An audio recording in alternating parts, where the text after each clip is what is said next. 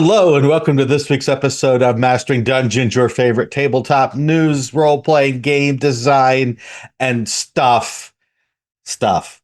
I'm Shawn Merwin here with Teos, Pirate Borg, and Daggerheart playing Abadia.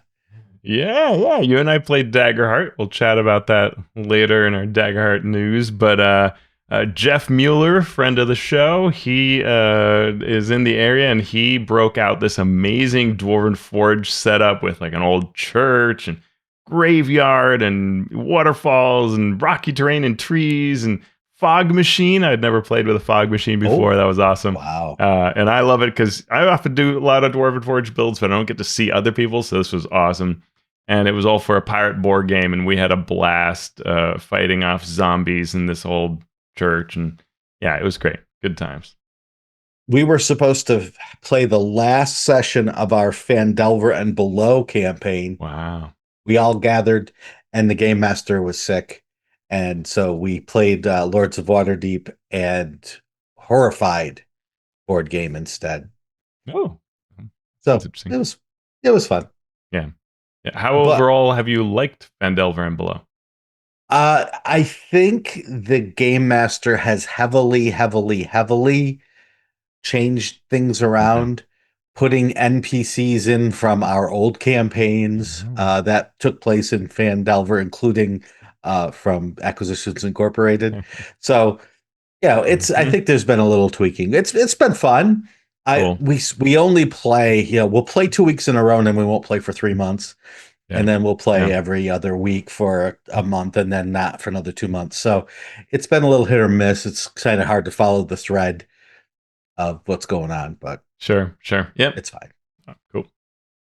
Also fine are our listeners. They are Just mighty fine. fine, let me tell you. And sometimes they let us know what they think about a topic or ask a question about a topic. They come to us via our Patreon Discord or via YouTube or via Mastodon or on Bluesky, or they email us at masteringdnd@gmail.com or ask us questions in real life sometimes. And we're going to get to at least two this week. The first coming from Snob Goblin DK via Hmm. YouTube. So, who says, "Hi, longtime viewer here that really enjoys your take on building campaigns. I'm currently considering building a campaign in the style of mythic fantasy, drawing inspiration from the Norse sagas while mixing in some dark cult activities and the presence of dragon clans. However, I'm struggling a bit to bring the style of mythic fantasy to the game. Heroes of mythical proportions would need to feel really strong and powerful. So, how would you challenge such heroes in a meaningful way if you created such a campaign? Would you just increase the difficulty of the challenges, dive deeper into the tragic flaws of the heroes, or do something else entirely?" Wonderful question. I'm going to sit on this for a second. I'm going to let Teos Mm. go first if Teos so wishes. Well, I will say something that you mentioned at the end because I've seen your comments. Your comments are better than my comments, but you mentioned at the end kind of like I'm not that familiar with Theros, but that's a place to look. And I would say actually it's a great place to look because that is kind of the point of Theros. It's that sort of Greek hero, almost demigodish compared to the rest of the land kind of thing, but the land also being full of these wondrous things. And Theros has a couple of systems for that kind of, can be glory to the gods or just kind of glory in general. But this idea of being here, big time heroes, right? And larger than life. And so I think those rules are cool. I would generally try to do simple things, not enormously impactful things, because I'm reticent to mess with the game engine without having play tested a lot, right? Now, depending on your group, sometimes with your group, you'd say, "I want to try a thing," and then halfway through, we'll change it, and maybe everybody's okay with that. But some groups aren't. Some people, including yourself as DM, may want to like have that constant way it works throughout. So I'd be a little careful with things. You could look at something like action points, right, from fourth edition. That was sort of a way of feeling like you're larger than life or making up for failure with an extra action, doing more on a turn every now and then. The Theros way of using magic items, I think, is kind of cool. Magic items that can grow with the power of the heroes and sort of be legendary. That's a thing you could look at that fits into that magic item category, so you can control a little more. I don't know. What do you think, Shawn? What this brought to mind immediately was, is fifth edition capable of doing Mythic without any additions like we saw in Theros? And it's hard to say because fourth edition, the characters felt like superheroes right from first level. Sure. You could do these amazing things. First edition and basic, you could be killed by a cat, like a house cat, Yeah. right? That felt like it was gritty survival. You are not a superhero. You are just some person who happens to have a couple of abilities. And until you get like fifth, sixth, seventh level, you are very, very squishy. Yeah. And I think fifth edition comes somewhere in between those two. The the powers that you have are all over the place. Some of them feel very mundane, like you hit a thing with your sword and you do damage. And then some of them feel very, very mythic, right? The spells that you cast, the abilities that you might have because of a subclass or whatever, feel super Teleporting. mythic. Yep. So the my first question is, with the rule set you're using, and let's assume fifth edition here, can you make the rules feel mythic without changing the rules? If I had new players who had never played fifth edition before, I would totally just use 5e straight up, but rather than flavoring the abilities in any way, I would make them feel mythic. Mm-hmm. Other people cannot just walk up and hit you with a sword and kill you because they are not mythic like you are. Mm-hmm. So the first thing I would do is jettison commoners, jettison brigands, jettison that from my stable of monsters. The monsters I use will have to feel equal to mythic. So we're going to use goblins, right? Goblins can be made mythic. They are very weak, but they are mythic creatures. Kobolds, right? That side of a the warg, thing. not a wolf kind of thing. Exactly. So if I'd never played, if these people have never played, now if I'm playing with players who have played all sorts of 5e, I can't do that then. Because they understand what the rules mean. They've played with gritty 5e before, likely. So they're like, no, this isn't mythic. So then I would have to change the way things go. Yeah. Then what I might do is say, forget 5e. I'm going to just take a superhero game. And I am going to reflavor it as sword and sorcery fantasy. And we're going to play that. The problem, though, is really what's mythic is not grinding for XP, right? It's not having to fight your way through 7 rooms of a cave to get to Grendel at the end, or Grendel's mother at the end. It's you're fighting Grendel's mother. You are fighting the Hydra, right? Yeah. You don't have to wade through a ton of kobolds to fight the Hydra. You fight the Hydra. So you have to sort of decide what that mythic adventure feel is going to be and make sure that you hit those notes. Yeah. The question also talked about the characters having like tragic flaws and things like that. And I think that's a really neat idea, that if you have the right kind of group, especially if you have like actors or people who kind of dig into that kind of thing, where you could say like, hey, each of you come up with a tragic flaw or weakness, come up with a vulnerability of some sort, something that's like your Achilles heel or otherwise will dramatically test you. And then let's play off of that. And I think that's a great idea if the players will do that. That's a superb, ton of fun you can have with that. And then you can use that very richly. Like, I think that's a great idea. Yeah. I would actually look at the transformation rules from Grim Hollow for something like that, where you are a god, but you have this divinity in your background that is so unlike anything mortal that it changes who you are, the way you are. So, right, if you were born of a mortal and a god, that divine part of you actually changes you as you get advance in levels, and you start becoming not human, or not elven, or not whatever Hmm. the mortal side of you is, Yeah. uh, in a way that alters not just your character but the mechanics of how you play. Awesome. Love it. All right, great question. Next question from Felix Pinterich via email. Again, Felix emailed us at masteringdnd@gmail.com. Felix says, I've been wanting to try a new system with my group, and with Daggerheart and Draw Steel on the horizon, there are some options I'm really excited about. I know my players well, so I think I won't have trouble sharing this excitement. But do you have any general tips on making the transition to a new system easier and more compelling? Most of them understandably don't want to slog through an entire book themselves, and hope they won't and I hope they won't just default to their D&D muscle memory, but actually engage with the new system and its possibilities. In your experience, what are the things to avoid, and what has done you well when transitioning to another system and trying to shake up the dynamic within a group? And a bonus question, which other systems would you recommend for encouraging drama, action, and active participation of players and actually getting stuff done? No 3-hour combats. Another wonderful, wonderful question. I Yeah. want to start by saying, don't assume what your players want, right? You may know these players. They might be your best friends for years. You may know them or think you know them. Ask them.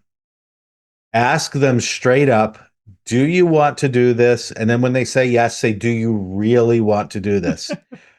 Because I know so many people who have, thought this and then it wasn't true, or actually did ask, and only after 2 or 3 sessions realize, yeah, they wanted to think that they wanted a new game system, Mm. but they really don't. Mm. So start there. Start with that, and now I'll let Teos give the Yeah, correct answer. that's interesting to hear you say that. I would almost say it the other way around, but this maybe we're at the same place and I'm seeing it differently. But like, I to me the thing is that a lot of times D&D is just really a very good game at doing a Mhm.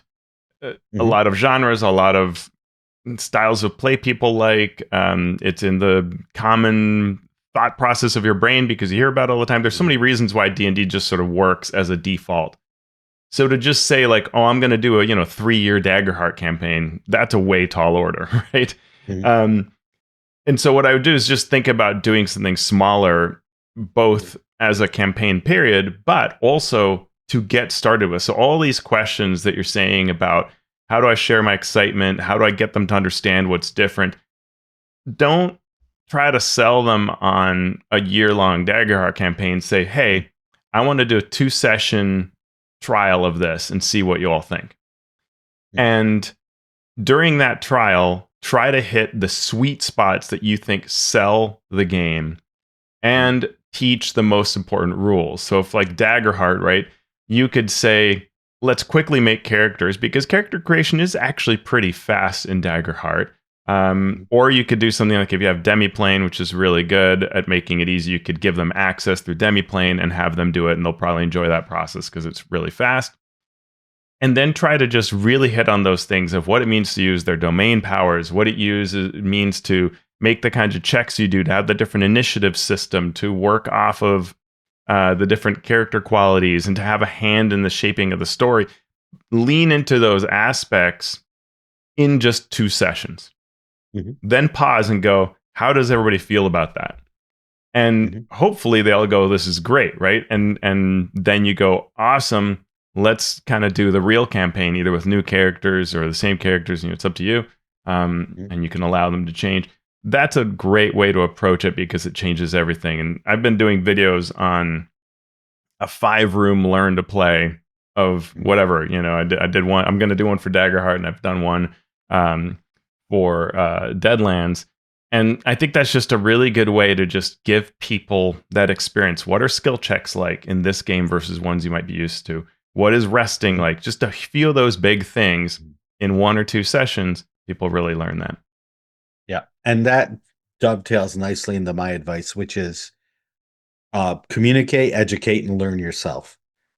So let the players know immediately what the gameplay loop is.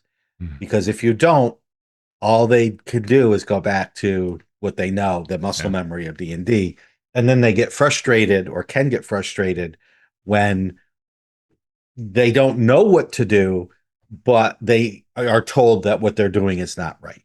Right. Mm. For Daggerheart specifically, if I know I have this entrenched 5e D&D group that's used to initiative, for the first combat, I might just say we're going to go in initiative order. You, and you. And then show how when you have fear to play as the game master, you can interrupt that initiative.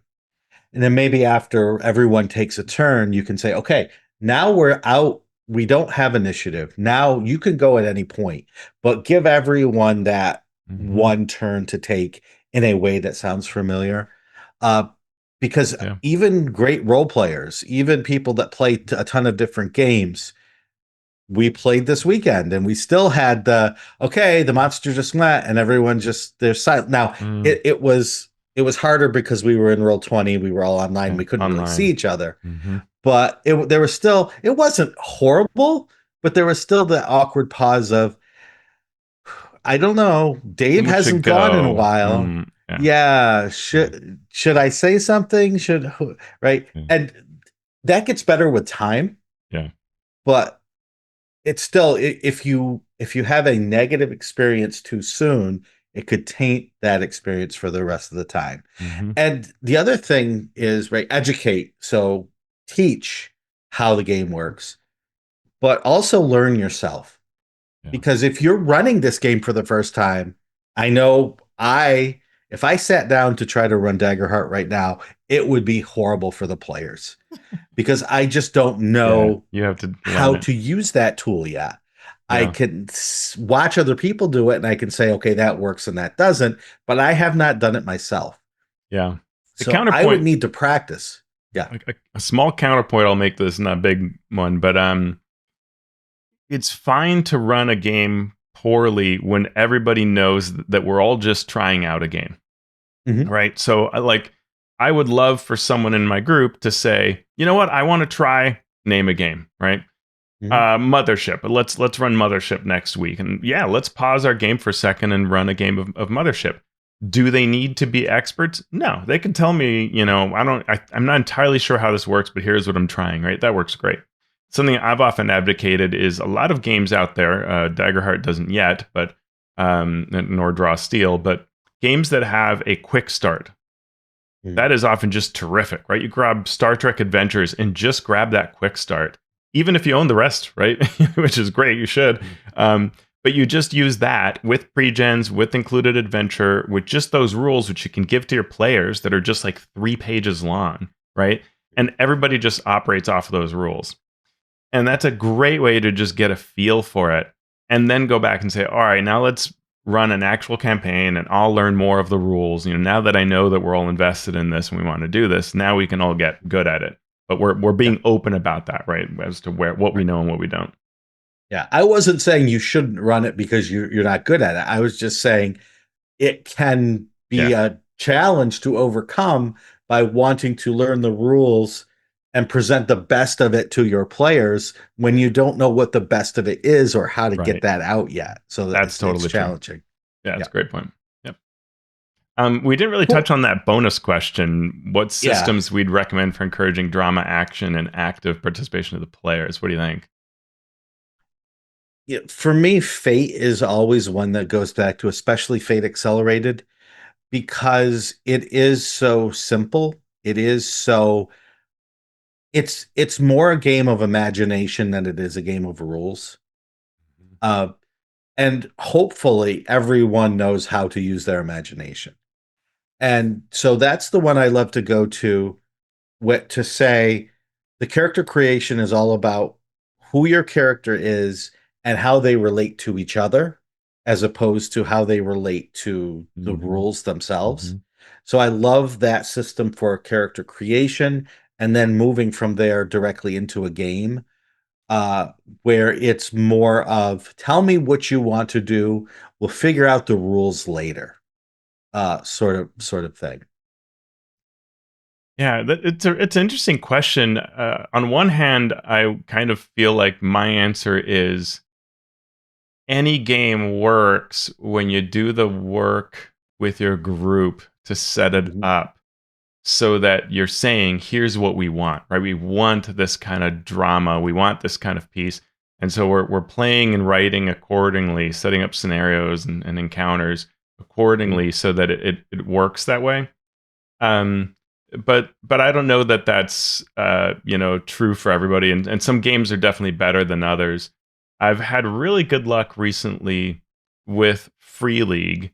Um, Mhm. and let me just back up and say, like, my Deadlands game, I don't think Deadlands is an amazing system for drama and action, but we get that because the players and how we're all on the same page around it. So, I think the Free League games like Blade Runner and Alien are really good at that. Probably Alien is the easier one to grasp, where you know that you have, especially when you're playing in the mode of play where you know that you'll probably die. Mhm. Players have the freedom to say, I'm treating this very much like a one shot or two shot, Mhm. and I will probably die in a horrible way. I know the movies, I understand what we're doing here, so I can easily, dig into that. And when a critical failure happens, or those situations where your stress overtakes you and you do something weird, you know what to dig from the movies and make it a big scene as you gun down the rest of your party or whatever might happen, light the whole room Right. on fire, set the detonation sequence. And so usually players really dig into that easily. So probably Alien Mhm. I would pick, or Blade Yeah. Runner. Both of them can be good depending on your group. That's a great point. Any one shot where you can say, here's your character and here is their shtick. Because Hmm. when we played Alien at Gamehole Con, right, I was just like looking for the opportunity to wander off on my own, right? That was what I wanted. I want this to happen to me. Is it something I would do with another game where I'm invested in my character and know it's a long campaign? Absolutely not. But for Right. this one shot, right, I want to be the first one dead, and I succeeded. Woohoo! See, goals. It's all about goals. Yeah, Yep. what I would try to stay away from is the crunchier games, right? Not that you can't Mhm. do it, but the crunchier the game is, you get that action part of it, but the drama will only happen if your group is very experienced. Like, Mhm. I know that with a lot of, like, my current group of players, we could all play that we are different paper bags sitting on a table that can't move and have no features, and we would role play a lot. Mhm. And then if we had a million different powers, we're still going to role play a lot. So when your group is good, then it doesn't matter, and you could just look for the other aspects like action. And what exactly works with your players will somewhat differ also on the themes they like, right? Like if they will really go wild for time travel, Bill and Ted type fun, right? Then Mhm. that's where Time Watch might be the game that draws us out, because everybody's super into that kind of absurdity, right? If you want to fight in a mall, you know, wearing a lacrosse helmet and on top of a skateboard, like, then that might be what draws your players out. You just have to think through your group. So thank you for those questions. We will get to more of them next week. And now in our news and commentary section, we're starting with Wizards of the Coast jobs. Would you like to be the head of game ecosystem or the principal game designer? The choice is yours. So LinkedIn shows these two positions for high-level D&D leads. It looks like possibly Teos that they just replace uh, J. Craw and Chris Perkins. Yeah, it does. The head of game ecosystem, you are the lead for the D&D's core rules, where we heard that before, and gameplay across all product formats. You own the rules roadmap and ensure consistency. You lead and mentor a team of game designers and developers to achieve high quality content at scale. Requirements are like, 10 years of game design, senior roles, ability to lead design teams, deep understanding of D&D's rules. Sure. So that's great. And if you have that, you could reach out. Though we'll talk a little more about that in the end. And then we got principal game designer. Shawn, what do you think of that one? The lead designer will lead the execution of D&D's major product releases. You structure the plans for products, design outlines, and contributor briefs. You guide designers, freelancers, and partners in developing content that reflects D&D properly while collaborating with the rules design to integrate new mechanics into the flagship products. Mm-hmm. Acting as the primary voice and vision for the products through every phase of development and partnering with the executive producer and the head of product to ensure that projects meet quality, time, and budget goals with a requirement of at least 8 years experience in game design or narrative systems. And a proven track record of shipping player-first game products from world-building, adventure design, and game ecosystem coordination while demonstrating the ability to deliver large-scale multi-part releases with distributed contributors. Mm-hmm. So, yeah. Been a distributed contributor. I have been both a contributor who has distributed and a distributor who has contributed. The salaries are $148 to $206,000 dollars with all the normal Wizards of the Coast benefits. Yeah. And so we had a listener who really questioned whether these are actual job postings or just being posted to comply with regulations, because the less than 2-week-old Scion video showed Wes Snyder's title as principal game designer. Oops, we got our order of operations wrong. Yeah, so that would internally be, unless they are hiring a second one or Wes is moving to a new position within the next couple of weeks. It sounds like or you defeat him in single combat. This is true. I forgot about the single combat writer of Washington State law. No, that actually goes with the things I have been hearing from people who have applied for positions within the last year or so, saying that they applied. Some of them even got an interview, and then it was just, nope, sorry, no thanks, and then the position was filled internally. By folks already working there. So if there's a law that says you need to post a position, then that's what these are. I could definitely see these positions being filled by folks that are already working at Wizards of the Coast, who have worked there, who have worked at Paizo, who have worked with other game companies for 8 to 10 plus years, and could obviously do all of these things because they've either done them at their previous jobs or have watched other people at Wizards of the Coast do them.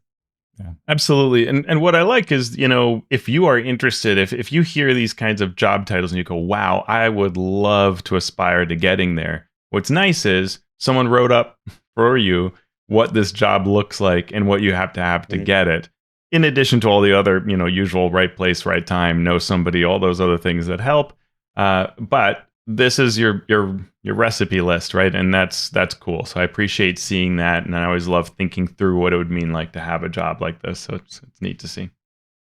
Yep, and we have the links to the LinkedIn job postings in our show notes. And good luck to Wes in his role as principal game designer, and good luck to anybody who is applying. Yeah. Let us know if you apply and what you hear. I'd love to hear more about that process. We have a new adventure on D&D Beyond called Borderlands Quest Goblin Trouble, which has been released for free as part of the International Day of Play. We mentioned last episode the International Day of Play, but we weren't sure what the adventure would be and what that process would look like. And sure enough, a couple days later, up it goes. Mm-hmm. And what does this get you? Well, it's free again on D&D Beyond. You don't have to be a subscriber as long as you have an account. And you can get a short self-contained adventure, an overview of D&D rules, key rules as a new game master, text for new game masters to read aloud, including how to set up play, guidance for running an adventure with the dungeon master encourage role play and to keep the adventure moving. The same 8 pre-made character sheets that we got for the 50th anniversary cartoon characters at first level with no magic items, a map and their stat blocks, so you don't need to reference any other D&D books. Everything's right there in this one, can't say Mm-hmm. PDF because it's not a PDF, in No, this one should screen. be. And it's meant for a new DM, teaching the DM how to run the adventure and introducing 4 to 6 new players to the game.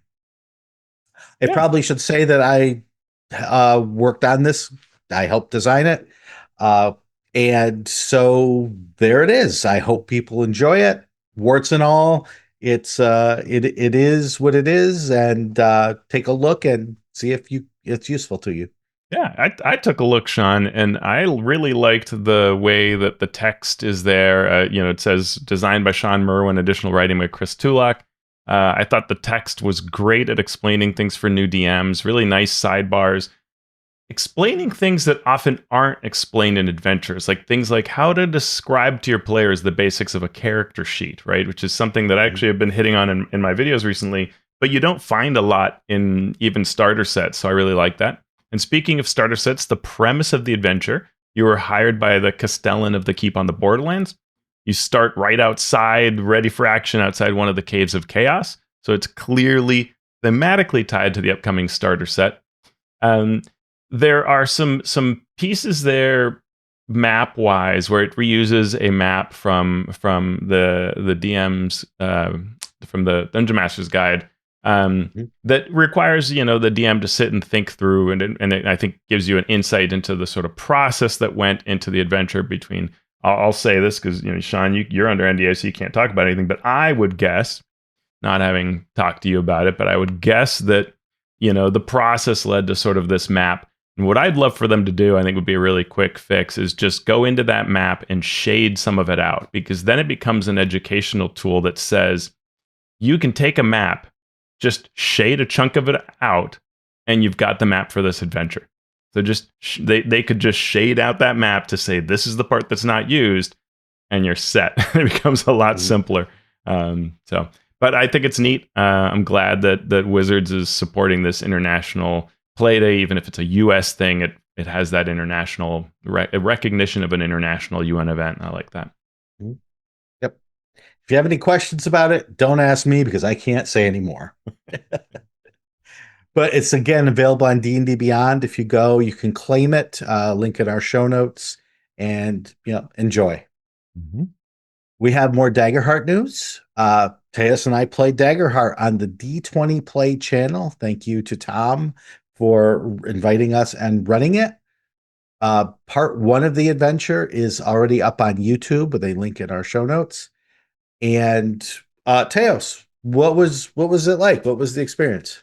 I thought it was great. This was an adventure that Tom Christie is writing himself and working on actively, planning on releasing, called Curse of the Copper Skulls. Tom's a great DM. It was a fun group. The system is different. Like we're all still trying to think through what that all meant and how it all went. It was a little sluggish, as we talked about earlier in the show, at times, as we figure out who should go next. And some of that's being online. Some of that's the new initiative system. But there's a lot that's really cool and interesting. My character dealt a lot of damage. And one of the interesting things I saw was that damage is kind of capped, because damage is converted to sort of however many hit points you have, that equates, or however much damage points you dealt equals 1 to 3 points of damage, because you deal these bands of damage. And my character could reliably hit 3 points of damage.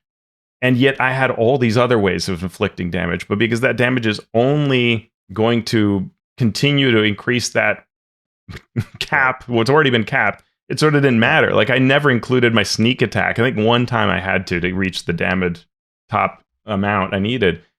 So that was, takes some thinking through. I think it'll be interesting to see how this plays, but that's the kind of thing you're going to have to play a lot of games to get a feel for. There is going to be a part 2. But yeah, I like the system. I really love the way the book is written, and it's fun to kind of dig into this and play with these different systems. The resting is different, right? All of that. Yeah, I didn't buy the hardcover version, but I bought it on Demiplane, so I was looking through it in that sort of piecemeal way as you create a character. And I had fun. Tom runs a great game. The other players were fun. one thing I always ask myself as I'm thinking in terms of game design is how much fun is it for people that roll badly? And you tested that very, I very well, tested sir. that theory so much. I was rolling 2d12, and I think my average roll was probably a 5, adding 2d12 together. I was missing and missing and missing. And what what I began to envision, I didn't feel this way, but I could see people feeling this way, is there's no initiative order. So I don't know when my next turn's coming. Monsters can act whenever the game master wants to use the fear mechanic or some other Yeah. reaction type thing. So I could act, other players could all go, a monster could go multiple times within that range. Then the other players might go again Mhm. before I could get around to actually do something that mattered. And even then, if I roll 4 on 2d12, a 3 and a 1, which I did many Mhm. times, uh, then it's, oh, I miss, and off we go again. And so it wasn't a bad experience. Yeah. I could see it being a bad experience because of that uncertainty of when I get to act again. Yeah. And I but it could be great. yeah. It could be I get to act again right away because people have decided to take pity on me and let me do a thing. Shawn better So go it, again and see if he can actually hit. yeah, yeah. Yeah. Well, So I think yeah, go ahead. yeah, Yeah, do you have no, no, another? no, no, Oh, no, I no. I watched the Critical Role team play the first part of their Age of Umbria campaign that they've started using Daggerheart.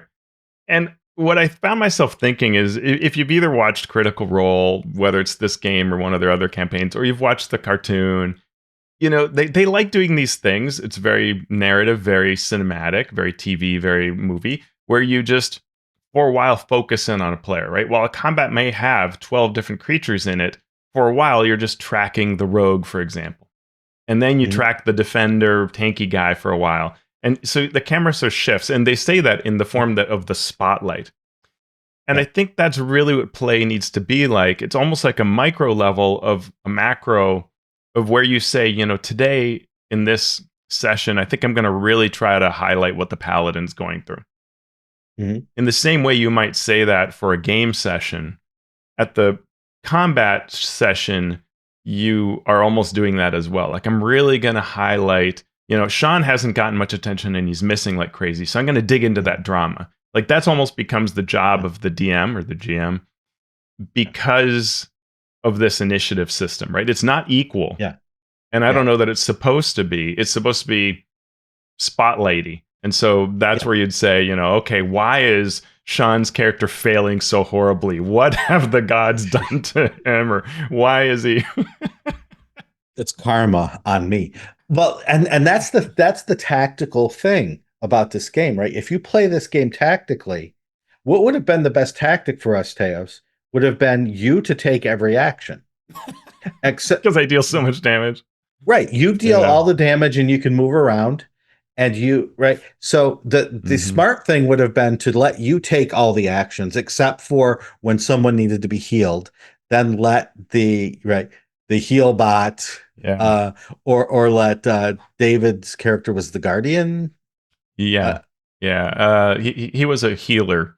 A yeah, healer. So Seraph we had, maybe. yeah, Seraph Yeah. who was healing. And then we had the Medbot was like armor gardening kind of thing. He was the Yeah. guardian. Yeah.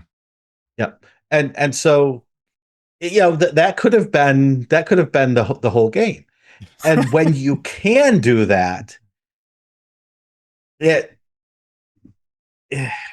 there's a Sure. balance issue that needs to be overcome with understanding and with storytelling. Yeah. And not every table, not every game master, not every player is going to be able to reconcile or even want that. Yeah. Totally. Totally. Yeah. And I think that's where, as groups play Daggerheart, and the same is true of Draw Steel, it'll be interesting to see how easily people go, oh, this is different, but I will adapt to this and Yeah. lean into the strengths of it versus go, oh, I've hit some friction. I'm out, or my players are Mhm. out, right? I tried to tell them, that this is a feature, and they're like, no, that's a bug. Uh, Let's play D&D yeah, next week. I don't know, right? I'm very curious to see what'll happen. Um, it does. It takes, and that's what's interesting about Draw Steel is that it takes rethinking what you kind of think you know, right?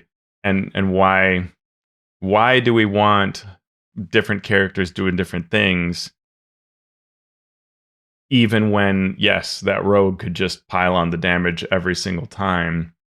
And whether house rules need to be sort of developed, right? Like I could see someone saying, like, well, if you rolled with fear after the monsters go, you should not go again mhm, yeah, because we take the spotlight away from you to someone else. And that's a way that you can encourage moving things on, but it's not written in the rules, but that's a thing you could do. Yeah, really interesting. yeah. Yeah, it is interesting, and I think I haven't read the whole rules how to run a game yet. Maybe there is something because there was in the playtest, I think, where it said like everyone gets like two or should get two times, and then make sure everyone else gets to go, or There's an something like optional that. rule that says that Okay. if you, and it's which is if I find fascinating, right? The idea is if you like initiative, here's what you should do: give everybody Mhm, 3 tokens, and mhm, they can go up to 3 times in a row, whenever, right? At the mhm. time that they've spent all their tokens, they should not go again until everybody's used up their tokens. And Yeah, that's an interesting way to do it that isn't initiative. They could have said, if right. you want to do initiative, but instead it's sort of this up to 3 times and everybody else will catch up. So you end up taking equal numbers of actions, assuming the Right. combat goes long enough. Yeah. But you could do the same thing with monsters, right? As when Hmm. we were playing, there were several monsters on the board at the same time. Yeah. When you use that fear dot or fear point or something, you could just have the dragon go every time and True. everyone else is just standing there because that's the Actually, tactically there's a rule. beneficial thing to do. There's a rule Okay. about your monster going again. So yeah, there are ways. It's complicated, but essentially the rules do have a thing of when you roll with fear or you miss, Hmm. the DM can choose to go. Usually will. Hmm. Yeah. They then can spend fear to activate a monster, but they can't activate that same monster again. So there's a limit on how many times a monster can go until Okay. someone else is gone, and then it refreshes. But I mean the monsters, you have a dragon, two kobolds, and a troll. The dragon attacks, you attack, you roll with Yeah, fear. The dragon goes again. true. I roll with fear. The dragon goes again. Yeah, The kobold and the trolls are just standing there. that's true. Uh, Your and encounter so balance can be you could put in a bunch of kobolds to make your encounter yeah, work, but then it's really just the dragon attacking. Yeah, yeah. right. Which is again, if the game master is running the game as everyone wants them to, maybe the dragon attacking every time is great. Maybe Yeah, the dragon attacking every time is the worst thing. yeah. But if the rules don't Uh-huh. give you not a not a stricture, not a you have to do this, but watch out what happens if you do this because Yeah, it can be unbalancing that's true. in That's some way. interesting. Yeah. Well, Anyway, in under the news, Shawn, the card editor is now online, and I got to play around with that. So Daggerheart's card nice. editor, you go to cardcreator.daggerheart.com, and you can select base card templates like, oh, I want ancestries, and then you choose the ribbit, and you can modify them, put in a new image. You can't use the images in other cards, but you can upload an image from wherever you have it, and you can change the text. You can choose options like I don't want to show the artist name or don't want to have a card border or a different border. And whenever you're done with it, you can export it as PNG or PDF, and that is included as part of things you can do with the license. So you could even do it as a creator, which is really sweet. Mhm. Uh, Good. In other news, we have staff changes at Chaosium. Chaosium is the company, of course, behind Call of Cthulhu, RuneQuest, and some other RPGs, and it's announced many major staff changes. COO Neil Robinson is becoming the CEO, which is a new position. Brian Holland, who was formerly the marketing director, is now the executive producer for role playing games. That position was formerly held by Mike Merles, who left Chaosium to go to Asmodee and is Asmodee's new head of tabletop role playing game strategy. However, Mike will continue to work on the RuneQuest game for Chaosium. Other changes include a new lead for their basic role playing game line, uh, a new producer for their RuneQuest Glorantha setting, a new community manager, a new production manager, and a new hire for both assistant editor and graphic design specialist. So if you go to Chaosium's website, you can learn all those new positions and who has filled them. Other news, Mike Sell is talking about book distributors and role-playing games in a blog called Things I Learned from Talking to One of the Biggest Book Distributors in the UK this weekend. What does Daniel sell us here, Teos? So a number of really interesting things that these book distributors said look like a D&D book so that the format, size, and appearance is what customers expect, right? This is what a book distributor wants you to do. If you create something weird, then we've got to, or even just different, now we've got to like struggle with selling it to the customer. So don't do that. Make it look like a D&D book. It's what people are used to. A damned if you do, damned if you don't for TTRPG publishers. To become a stable, independent business, you would have to have relied on some sort of crowdfunding or pre-orders, probably. Distributors and shops hate that. They don't want to take your crowdfunded RPG that already sold to 90% of its possible customer base, and then it just sits in stores, right? They want a more typical approach where you are selling through them, and your book isn't already in tons of hands. But how would you get there without some earlier success? So it's very difficult.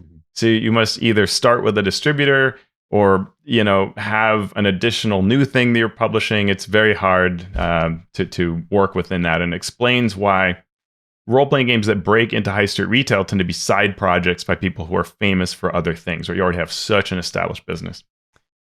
Innovation is only tolerated in incremental steps. Shops want a certain size and look, only certain art styles. You can push against it, but not change it completely. RPGs are too expensive. They would prefer something closer to 1/3 of what RPGs usually charge or cost. They acknowledge that the price point makes sense, and that they, the creator has paid a lot for printing and creating and all of that. And they're just like, yeah, this is just tougher to do. I found that really interesting, given that like the price of novels has skyrocketed.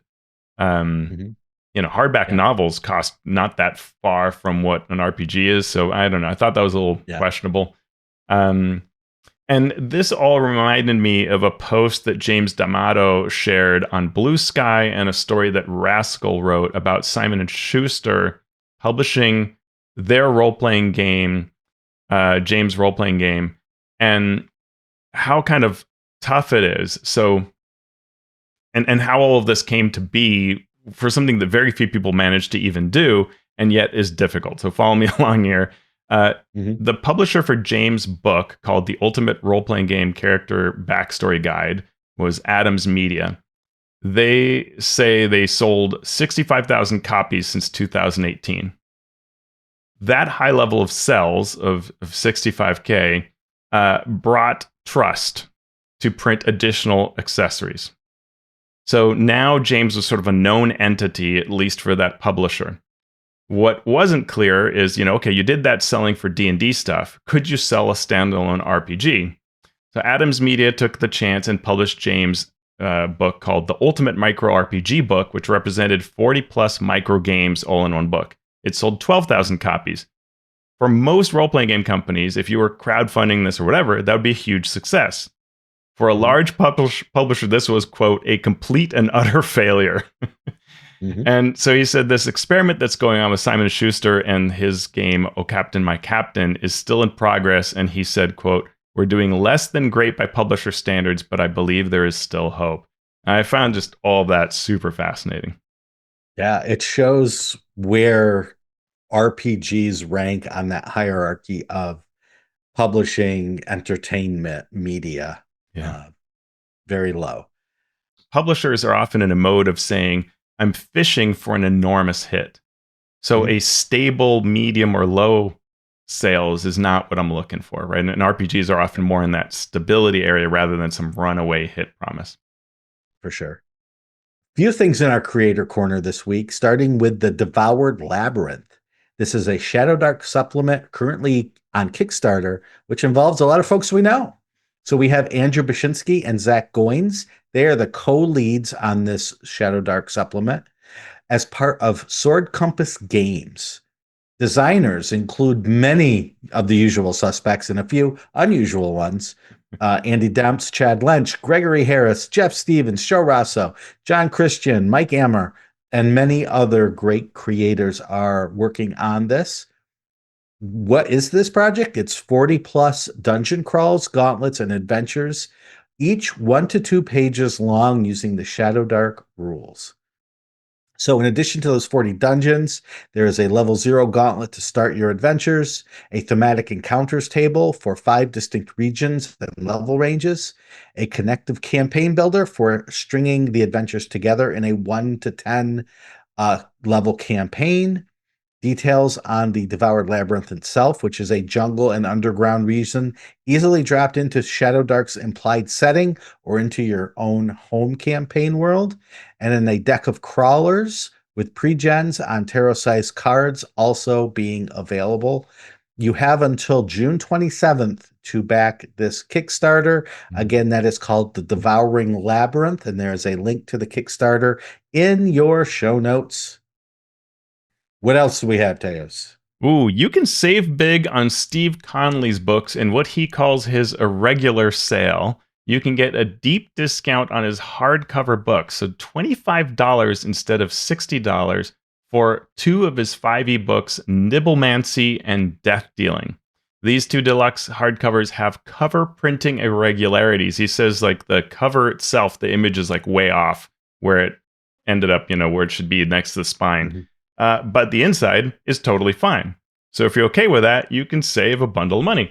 And Steve books, I've have a fortune of owning some, and I've seen them at GameholeCon when I visited his booth.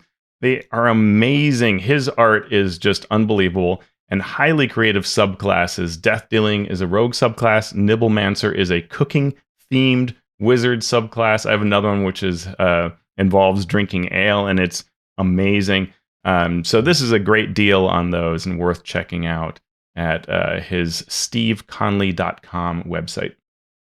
Right. And last but not least, we have a new bundle of holding that is looking at Pride games.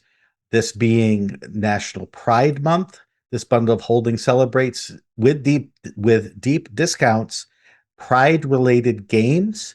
The starter collection is just $10 with a retail value of $41, which includes Thirsty Sword Lesbians, Moonlight on Roseville Beach, and Starcrossed. There's also a $26 bonus collection with expansions for those games as well as additional titles. And you can get that at bundleofholding.com/presents/Pride Games. And that was our news and commentary section for this week.